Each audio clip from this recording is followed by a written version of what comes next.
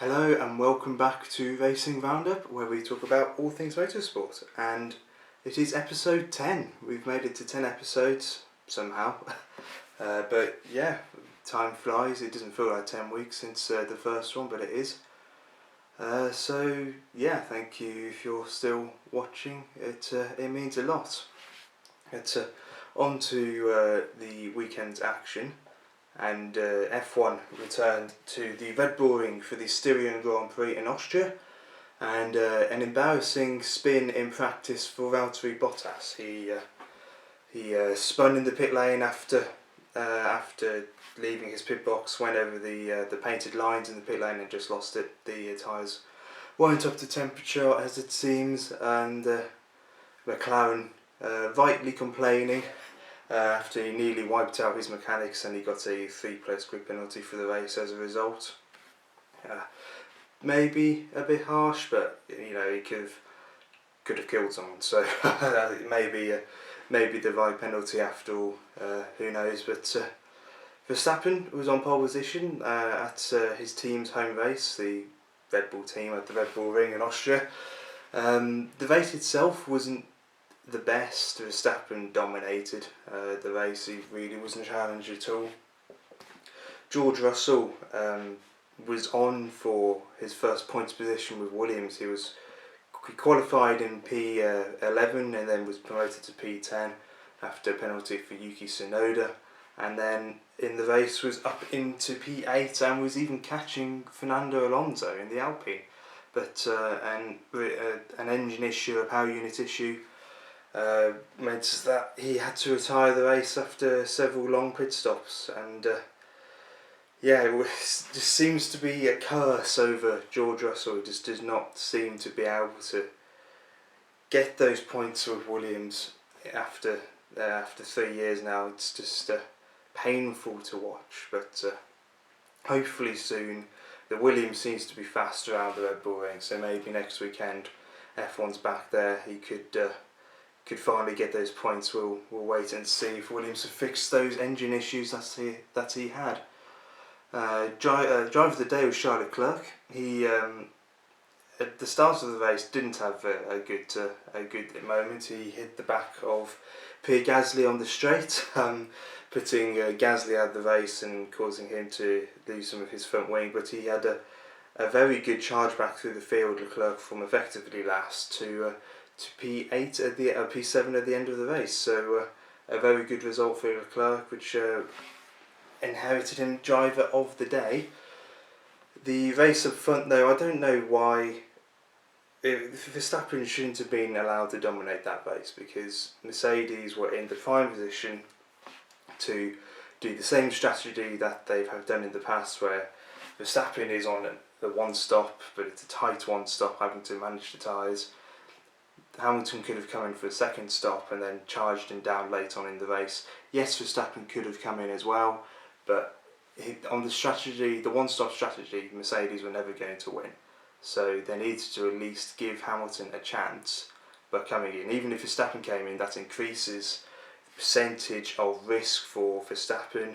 It increases the percentage of risk for Mercedes as well. But they just have to do something, and they didn't. So I don't know why they effectively just gave up on the race. It just seems a bit silly.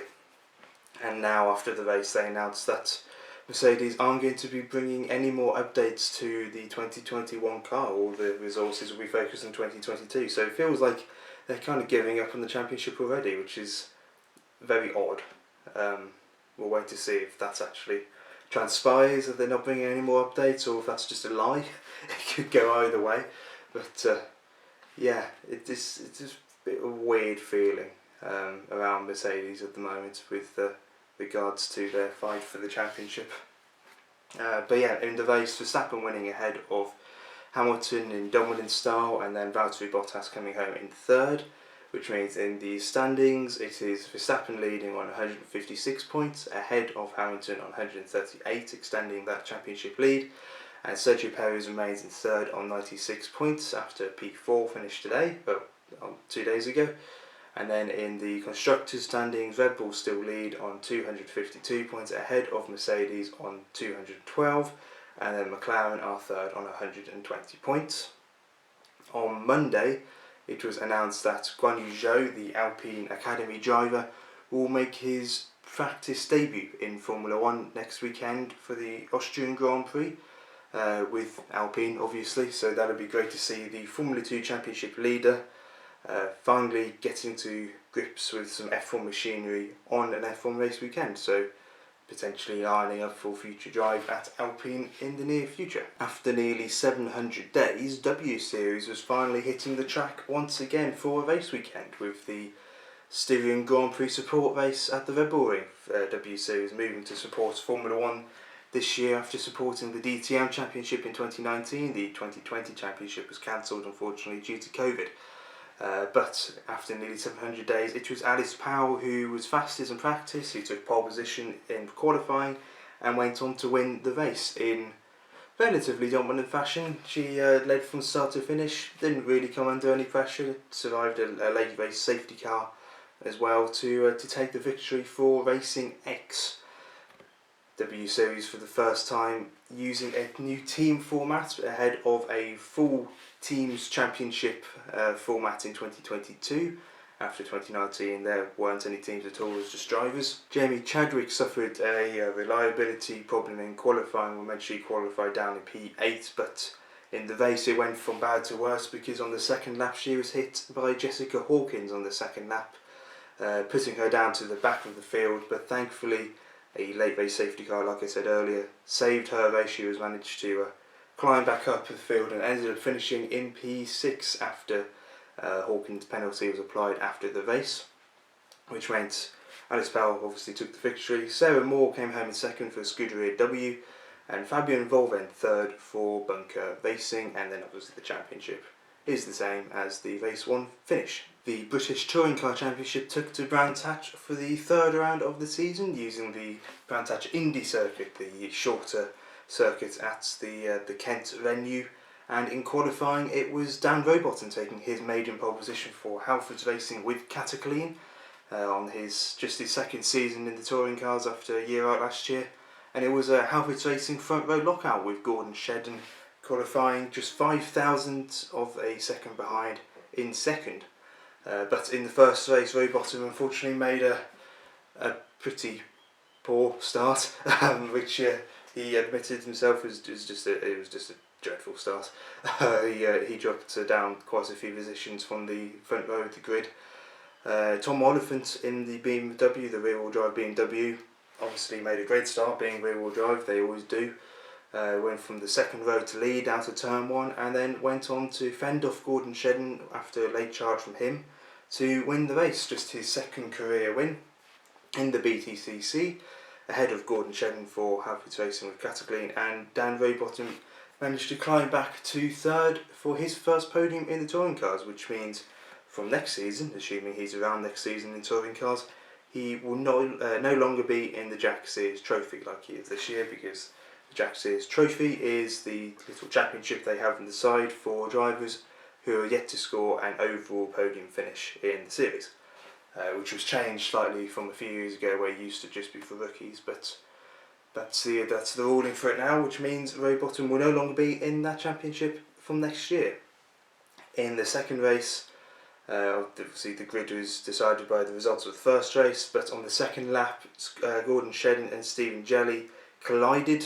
Shedden was down the order after being put into a half spin at the first corner, unfortunately, and then went from bad to worse with Jelly going down the inside, just catching the grass, locking up and spearing into the side of Shedden. Shedden managed to continue, but Jelly went on to hit the wall on the outside of the first corner, which put him out of the race and an early safety car.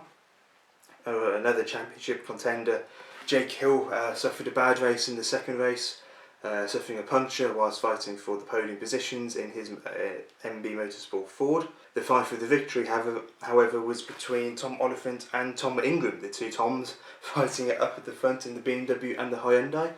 And it all came down to the final lap and the final corner of the final lap when Ingram made a lunge down the inside, tiny bit of contact, and managed to outdrag Oliphant to the line to take the victory, his second victory of the season for Hyundai and Accelerate Motorsports. So Ingram coming home. Oliphant actually lost out to Sutton on the line as well. A photo finish between the two of them. At the end there, Sutton for Laser Tours Racing in second and Tom Oliphant in third for Team BMW. For the third race, the grid is decided by the race 2 winner, drawing either position 6 through to 12 to reverse the results from race 2 to decide the grid for race 3. And Tom Ingram drew the 12th position, which is the one he does not want to draw, because that means Ingram started 12th.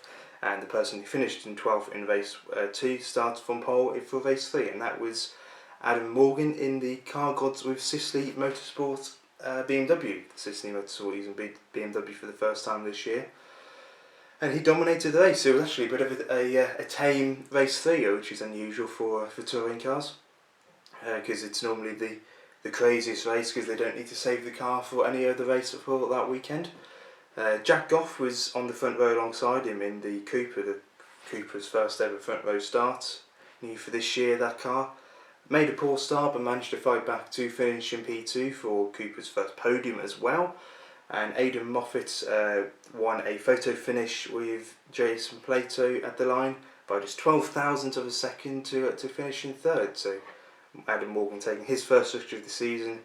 Goff in second for Team Hard, and Aidan Moffat for Laser Tools Racing in third, which means in the championship it is Ash Sutton still leading on 116 points, which is actually slightly ironically just come to my mind there. That is his car number when he isn't running the number 1 for being champion. So meant to be 116 points for Ash Sutton. Tom Ingram in second on 113 points just behind, and then 90 points for Josh Cook for BTC Racing in third. And in the team standings, Laser Tools lead on 169 points even.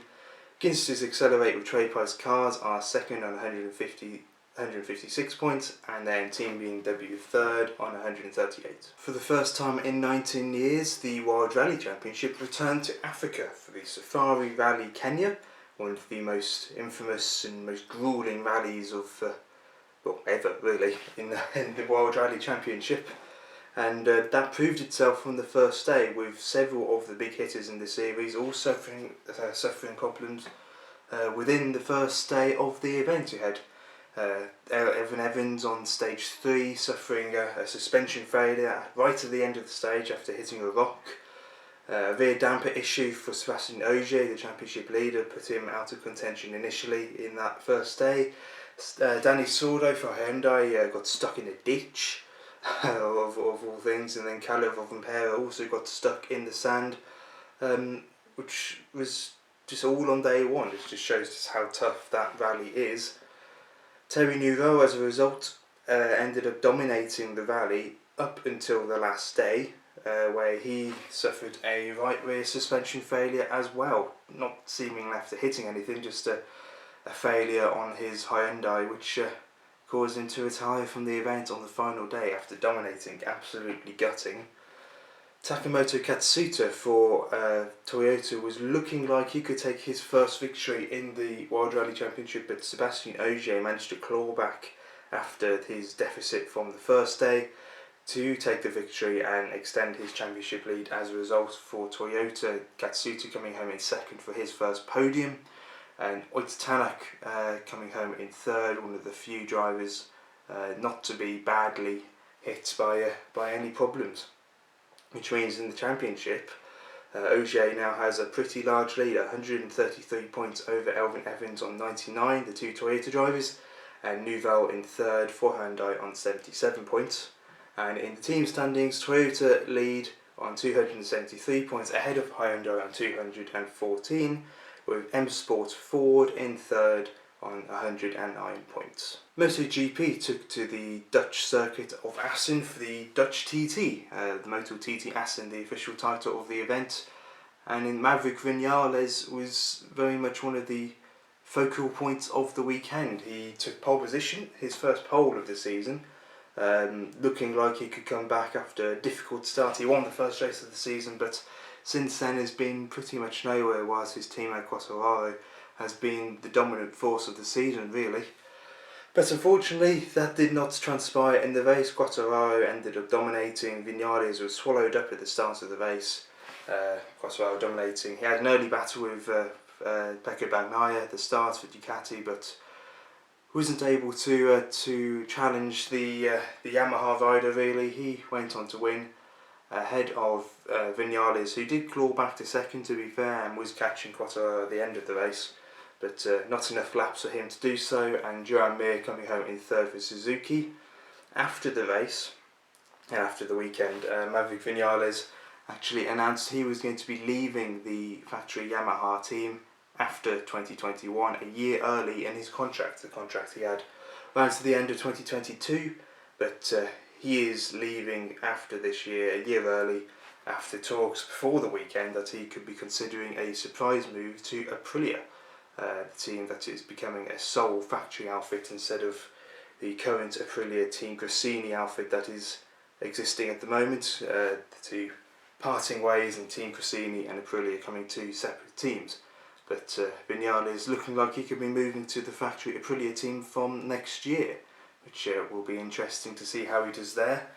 And it will be interesting to see who replaces him at one of MotoGP's top teams at the moment, Yamaha. But in the championship, Quartararo has extended his lead now, 156 points over Johan Zarco on 122, and Francesco Bagnaia third for Ducati on 109. And in the teams championship, it is Monster Energy Yamaha who lead on 251 points. Ducati second on 209, whilst Pramac Racing are third on 149 points. The IMSA WeatherTech Sports Car Championship had their third endurance race of the season, with the 6 hours of the Glen at Watkins Glen in America. Meyer Shank Racing for Acura was on pole position for DPI, but they could not hold on to the victory. After the 6 hours, it was Mazda Motorsports, with Harry Timpernell, Oliver Jarvis and Jonathan Bonmarito coming home to take the victory. Meyer Shank second with Dane Cameron and Olivier Pilar, and third place was the Wayne Taylor racing car of Ricky Taylor, Philippe Albuquerque and Alexander Vossi making a return as well. For the endurance event, coming home in third, which means in the championship, Wayne Taylor Racing do lead on 1,733 points, just ahead of Mazda Motorsports now on 1,702. Whilst Welland Engineering, after a difficult race today, or difficult race on Sunday, were third on 1,574 points. NASCAR took to Pocono Raceway for a double header, 2 races this weekend on the Saturday and on the Sunday. The first of them being the Pocono Organic CBD 325. There we go. the bizarre names for the NASCAR races. Kyle Larson was the dominant force once again. He was on pole position and was looking set to win the race after taking the lead towards the end of the race, but on the final corner of the final lap of the 325-mile event, he suffered a tyre failure which put him into the outside wall, and Alex Bowman came through to take the victory for Hendrick Motorsports, Larson's teammate. So an incredible finish there of going down right to the final corner of the race in the NASCAR race. Kyle Busch and Kurt Busch were the stage winners, Kyle winning stage 1 and Kurt winning stage 2, but obviously all the attention was on the final corner of the final lap, which is what we like to see. But Kyle Busch coming home in second place, and then William Byron third. In the second race, it was Chris Buescher, taking his maiden pole position, which is nice to see. Not that he held on to it, they rarely do in NASCAR. Martin Truex Jr. won the first stage and William Byron won the second stage, which is an impressive feat in itself, because at the end of the first stage he just managed to unlap himself, overtaking Martin Truex Jr., which meant he went from being almost a lap down to winning the second stage, which is an impressive result for him. It was a race of fuel saving once again, and Denny Hamlin almost made it. He had to come in for the last lap of the race for fuel, which meant he missed out on his first one of the season despite being the championship leader, which meant Kyle Busch came through to take the victory for Joe Gibbs Racing ahead of Kyle Larson. and Brad Keselowski coming home in third for Team Penske, which means in the championship Denny Hamlin just about holds on to his lead by 2 points, to 761 points ahead of Kyle Larson on 759, and William Byron in third on 690 points. And then some news from the World Rallycross Championship, no racing of course yet, but just some driver announcements, with the grid finally starting to take some shape. Juha Ruktunen, the talented Finn who made his debut in the championship last year at his home race in Finland, will return for hopefully a full season with the Bettermic Racing run Ford Fiesta that he currently races in the Rally X Nordic series. So that would be great to see Ruktunen take on a full season in the World Rally Cross Championship. Munich Motorsport will have a 3-car entry for Barcelona at least, with the usual drivers Timo Scheider and René Munich racing alongside Mandy August, the female driver who became just the second ever female driver to take a World Rallycross start last year at Barcelona as well. And then today it was announced that Oliver Bennett will also return to the series with his Sight Racing team after he put on an Instagram post asking for fans to decide which livery to run this year. So if you want to have a say on what livery he runs, check out Oliver Bennett's page on Instagram. But that's it for this week. Not so much racing going on this week, but once again we've got a lot on next week, which I'll mostly be missing because I'm not here this weekend. F1 returns to Austria for the second race of a double header and the final part of a triple header leg of the season as well. The Austrian Grand Prix, that is, W Series will also be supporting again, and the FIA Formula 3 Championship will also be in attendance at the Red Bull Ring. So busy time there in Austria. IndyCar will race at Mid-Ohio for the first time this season. The GT World Challenge Sprint Series moves to Misano in Italy. IMSA will also be back at Watkins Glen for the sprint race there, the 2-hour 40-minute race, and NASCAR will take to Road America. But that's it for this week. Thank you very much for watching and enjoy the rest of your week. Take care. Goodbye.